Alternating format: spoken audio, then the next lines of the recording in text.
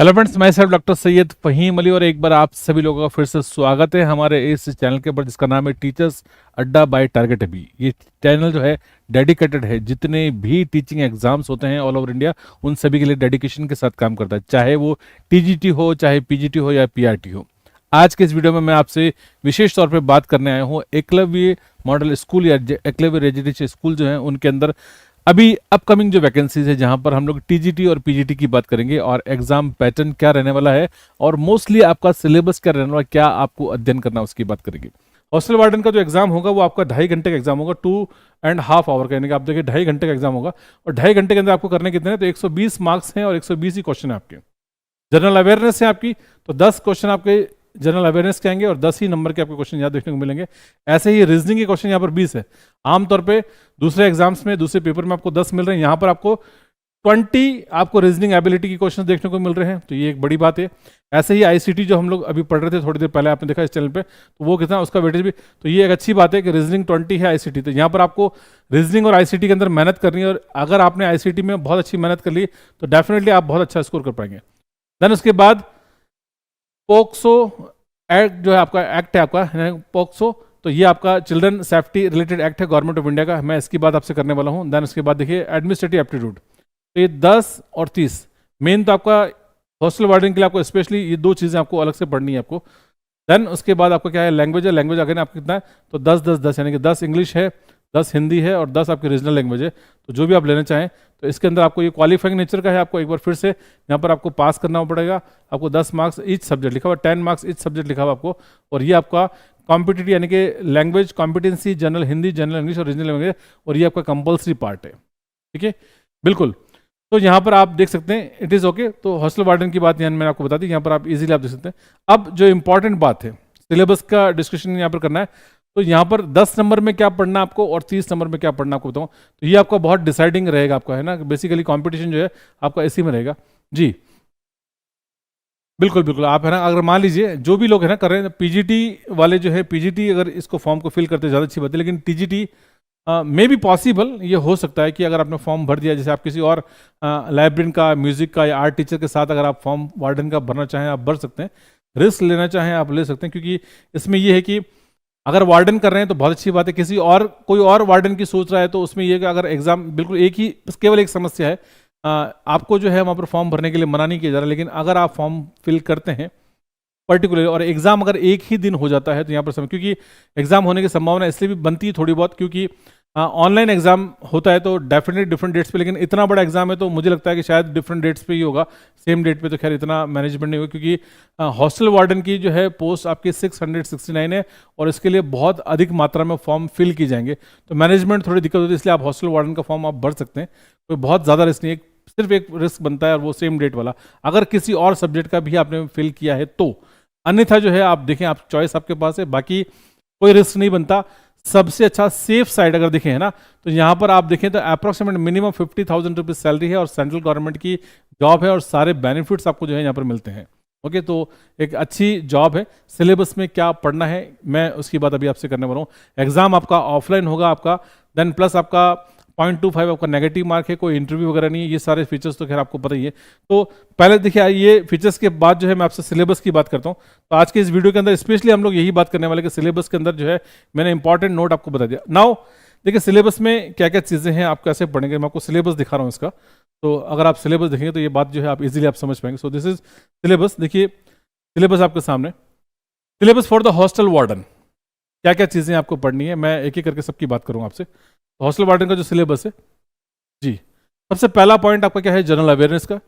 General awareness में आपको क्या पढ़ना है, तो आप देखें यहाँ पर जनरल नॉलेज की बात कर रहे हैं, यहाँ पर करंट अफेयर्स की बात कर रहे हैं, and then special emphasis in the field of education. तो ये आप कर सकते हैं, मैं आपको मना नहीं कर रहा हूँ, लेकिन आप करेंगे तो क्या करेंगे, आपको डेफिनेटली इनके लिए कम से कम एटलीस्ट कोई ना कोई किताब खरीदनी होगी। जब आप सेल्फ स्टडी करेंगे तो ये समस्या आपके साथ में, कोई किताब खरीदने, लेकिन आपको कोई गाइड नहीं करने वाला कि आपको क्या चीज़ पढ़नी है। आपको यूट्यूब पे जाना है, बहुत सारे वीडियोस देखने हैं, लेकिन अगर ये सभी चीज़ें जो है आपको एक जगह मिल सकती है, कैसे करना है मैं आपको उसके बारे में बता रहा हूँ। आपको तैयारी करनी है तो what we can do for you आपको वो बताऊंगा। तो पहला आपको क्या होगा, जनरल अवेयरनेस। देखिए सिलेबस को ध्यान से देखें आप, तो जनरल अवेयरनेस हो गया। देन उसके बाद रीजनिंग। अब रीजनिंग के अंदर देखें आप, यहाँ पर पजल्स हैं, सीटिंग अरेंजमेंट की बात करें, यहाँ पर डेटा सफिशिएंसी, ये सारी क्लासेस जो है हमारे चैनल पे आपको मिलती है। देन स्टेटमेंट बेस्ड क्वेश्चन है आपका, वर्बल है, वर्बल रीजनिंग है, इनइक्वलिटी है, ब्लड रिलेशंस है, सीक्वेंसेस सीरीज, डायरेक्शन टेस्ट है आपका, एसोसिएशन एंड रीजन है आपका, वेन डायग्राम, ये आपका रीजनिंग। तो यहाँ पर हो गया आपका 10 नंबर आपको हो गए आपके जनरल अवेयरनेस के हो गए। लेकिन यहाँ जो है 20 मार्क्स है आपके, कितने 20 नंबर आपको जो है यहाँ पर किसके हैं, रीजनिंग के। ऐसे ही आपको नॉलेज ऑफ आईसीटी की बात करते हैं, नॉलेज ऑफ आईसीटी के अंदर क्या मिलेगा आपको, तो नॉलेज ऑफ आईसीटी, मैं फिलहाल आईसीटी की ही बात कर रहा हूँ आपसे, यहाँ पर डेली क्लास है, तो ये भी आपका 20 नंबर का है। आईसीटी में क्या पढ़ना है, तो फंडामेंटल्स ऑफ कंप्यूटर सिस्टम है आपका, बेसिक्स ऑफ, अभी मैंने आपको बताया ऑपरेटिंग सिस्टम है, एमएस ऑफिस, जिसके अंदर आपको एमएस ऑफिस लिखा हुआ है, लेकिन इसके अंदर वर्ड है, एक्सेल है, पावर पॉइंट, 3 सॉफ्टवेयर आपको इसके अंदर दे रखे, केवल यहाँ पर लिखा। देन उसके बाद कीबोर्ड शॉर्टकट, जो कि हम लोग प्रतिदिन कई सारी कीबोर्ड शॉर्टकट कीज पे काम करते हैं, उनके uses. Then important computer terms, मैंने कई सारी टर्म्स बताई आपको, मैं प्रतिदिन आपके सामने टर्म्स लेकर भी हाजिर होता हूँ, उनके एब्रीविएशन फॉर्मेट है। देन कंप्यूटर नेटवर्क की बात करते हैं हम लोग, साइबर सिक्योरिटी की बात करते हैं, इंटरनेट की। तो ये लगभग आईसीटी के जो है 20 क्वेश्चन जो है आपको आईसीटी के यहाँ पर देखने को मिलेंगे। तो अगर आपका ये पार्ट अच्छा है, यानी कि क्या बता रहा हूँ मैं आपको, जनरल अवेयरनेस तो 50 हो गए आपके, 10 जनरल अवेयरनेस के, 10 रीजनिंग के, 10 आईसीटी के ना।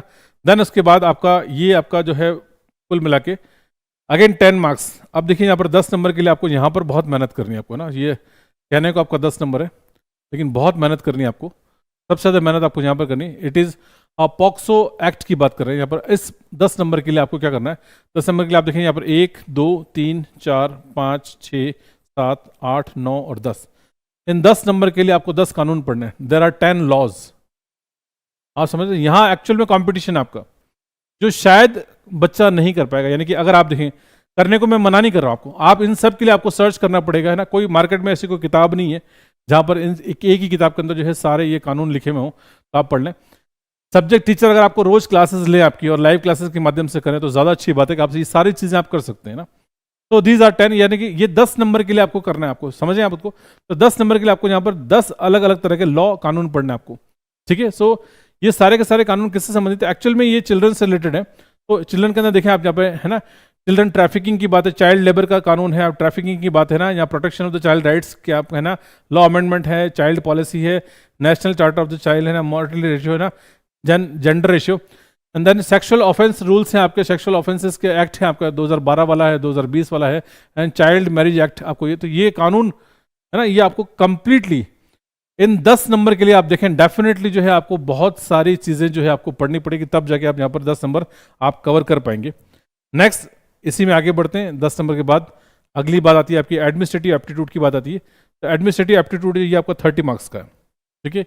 सबसे बड़ा अगर कोई पार्ट है तो आपका क्या है, एडमिनिस्ट्रेटिव एप्टीट्यूड है आपका, it is of the 30 marks, ये पूरे में सबसे बड़ा। Okay, so handling of the large number of student, managing the consumable and inventories कैसे करेंगे, हॉस्टल्स के अंदर जो है आपको नॉर्मली हॉस्टल में काम कैसे करना, आपको सेफ्टी सिक्योरिटी चिल्ड्रन की कैसे ध्यान रखेंगे आपको, है ना, या आपको प्रैक्टिकली आपको है ना मेल एंड फीमेल स्टूडेंट्स को आप कैसे ध्यान रखेंगे, एंश्योरिंग क्लीनिनेस है ना, हॉस्टल प्रीमिसेस है ना, मैनेजमेंट ऑफ द चिल्ड्रन। तो ये कुल मिला के आपका वो पार्ट है आपका MBA वाला पार्ट जो है यहाँ पर है। तो यहाँ पर आपको सब्जेक्ट एक्सपर्ट ही जो है आपको ये 30 मार्क्स आपको दिला सकता है, अगर आप पढ़ेंगे तो यहाँ पर आपका हो जाएगा। जी बिल्कुल, डेफिनेटली आपको ये नॉलेज होना यहाँ पर बहुत जरूरी है। देन उसके बाद जनरल इंग्लिश है, अगेन आपका 10 मार्क्स का, जो कि आपकी यहाँ पर डेली हमारी क्लासेस चलती है। देन उसके बाद जनरल हिंदी है, ये अगर आपका 10 मार्क्स का, और इसके अलावा 10 नंबर की आपकी रीजनल लैंग्वेज है। तो रीजनल लैंग्वेज में अगर आप हिंदी और इंग्लिश में से अगर कुछ चूज करते हैं तो वो ऑटोमेटिकली आपकी 20 नंबर की जो है आपकी वो रीजनल लैंग्वेज आपकी डेफिनेटली यहाँ पर हो जाएगी।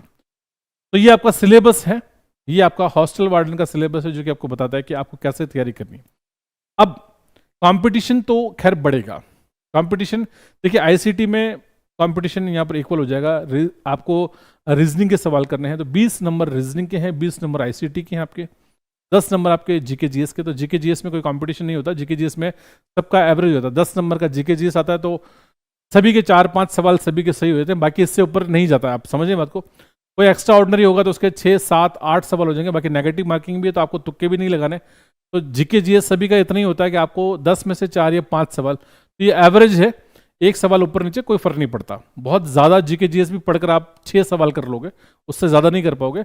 नहीं पढ़ के जाओगे तो अभी 4 सवाल तो अपने कॉमन सेंस से करके आ जाओगे, हो जाएगा। तो 4 से 6 में, बहुत ज़्यादा पढ़ लिया तो 6, नॉर्मली पढ़ के गए, जितना नॉलेज है तो 4 सवाल आप कर लोगे, तो 4 से 6 में 2 सवाल में कोई बहुत ज़्यादा डिफरेंस नहीं आता। ये डिफरेंस आप कम कर सकते हो रीजनिंग में। जितनी आप प्रैक्टिस करोगे लगातार, तो रीजनिंग में आपका जैसे जैसे आप प्रैक्टिस करेंगे, प्रैक्टिस करने से क्या हो जाएगा, आपको यहाँ पर टाइम सेविंग करना है आपको, तो कम समय में अच्छा रीजनिंग के सवाल जो होते हैं वो कठिन नहीं होते हैं, वो केवल टाइम कंज्यूमिंग होते हैं। आप समझे मेरी बात को? क्योंकि अगर आप ग्रेजुएट हैं तो इतना लेवल आपका होता है। रीजनिंग की डेली हमारे यहाँ पर चैनल पे क्लासेस चलती है, तो रीजनिंग की फैकल्टी यही समझाती है, और मैं भी इसी चीज़ के ऊपर जोर देता हूँ, क्योंकि मैंने भी बहुत टाइम रीजनिंग पढ़ा है। तो मोस्टली ये होता है कि रीजनिंग सभी कर सकते हैं, लेकिन अगर आपको कहता हूँ मैं चलो 2 घंटे नहीं 4 घंटे, तो 4 घंटे में सारे बच्चे रीजनिंग के सारे सवाल 90% बच्चा एग्जैक्ट सवाल करके आ जाएगा।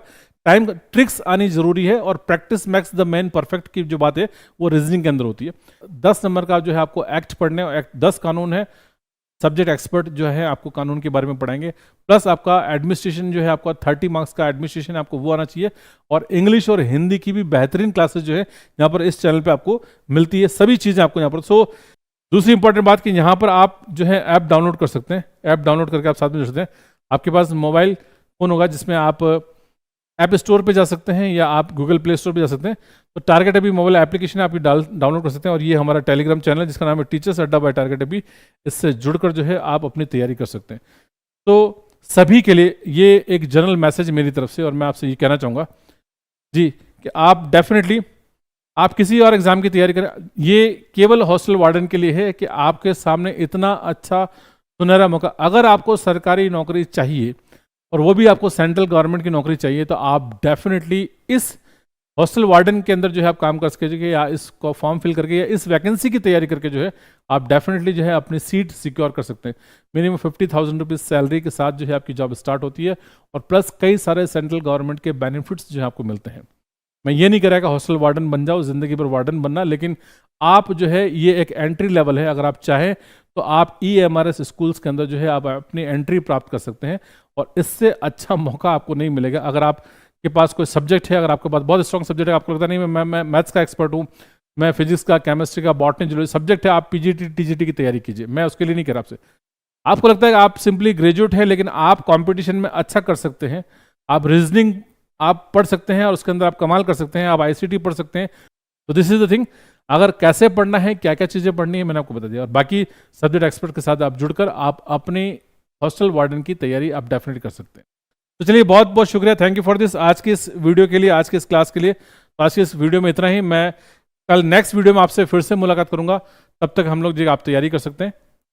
सेशन को लाइक करना चाहें लाइक कर सकते हैं जी। बहुत बहुत शुक्रिया, थैंक यू फॉर दिस, धन्यवाद।